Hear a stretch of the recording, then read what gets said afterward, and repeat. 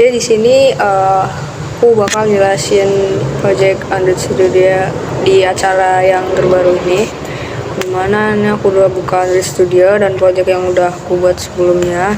Jadi project ini gunain template MT-Views Activity. Nah di sini kita bisa lihat di dalam folder Java ada file main activity yang dimana script utama selalu ada di dalam metode onCreate, yaitu sebagai bagian pertama yang dijalankan ketika activity dibuat. Di sini ada set content view layout activity main yang berfungsi buat nampilin layout activity main.xml ke layar. Kita juga pakai view binding supaya lebih mudah manggil komponen dari layout. Terus sekarang kita lihat bagian tombol di activity main.xml. Di sini ada sebuah button dengan ID button to second activity. Lalu di main activity.kt ini tombol ini kita kasih listener, bisa dilihat ada kode button to second activity set on click listener. Di dalamnya kita ngebuat sebuah intent dengan intent this main activity second activity class Java. Yang artinya ketika tombol ditekan kita bakal pindah dari main activity ke second activity. Dan intent ini kemudian dijalanin dengan start activity, itu intent to second activity. Jadi mekanismenya bakal sederhana buat intent, tentunya activity tujuan lalu jalankan. Terus selain pindah activity, intent juga bisa ngebawa data. Di sini kita tambahin sebuah edit text dengan ID edit name di atas button. Jadi pengguna bisa ngetik nama mereka dan pada saat tombol ditekan, data dari edit text ini dimasukkan ke dalam intent gunain put extra. Extra name, edit name text string. Terus extra name ini adalah sebuah konstanta string yang jadi kunci buat data tersebut.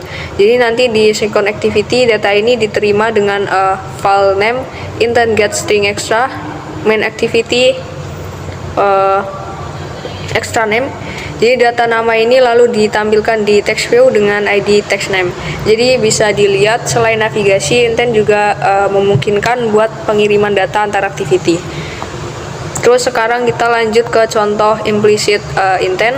Di activity main.xml ini ditambahkan 3 tombol lagi, yaitu send message, dial, dan open link.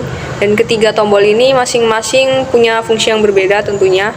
Untuk tombol send message, di script ada intent action send, lalu ditambahkan intent type text or plain, dan sebuah pesan gunain put extra intent extra text hello this is a message from my app. Jadi saat tombol diklik, Android bakal nampilin pilihan aplikasi yang bisa mengirim pesan. Untuk tombol dial ada intent action dial dengan data nomor telepon, ini URI parse tel 123 bla bla bla, dan saat ditekan aplikasi telepon langsung terbuka dengan nomor tersebut. Sedangkan tombol open link gunain intent action view dengan alamat URL URI parse html www.google.com, dan hasilnya saat diklik aplikasi browser bakal terbuka dan langsung ngarah ke Google. Dari sini kita bisa lihat bahwa implicit intent digunain buat ngubungin aplikasi kita dengan aplikasi lain yang ada di perangkat. Terus selain kirim data, kita juga bisa nerima data balik dengan activity result. Misalnya dari second activity kita punya tombol untuk pindah ke third activity, intent yang dibuat ke third activity ini juga ngebawa data nama dari main activity. Dan di third activity pengguna bisa nambahin alamat lewat edit text. Jadi saat tombol ditekan, dibuat sebuah intent hasil bernama result intent. Lalu ditambahkan data alamat dengan put extra address, edit address, text to string, dan juga data nama. Jadi intent ini dikembalikan ke second activity dengan result activity result result one, lalu activity ditutup dengan finish.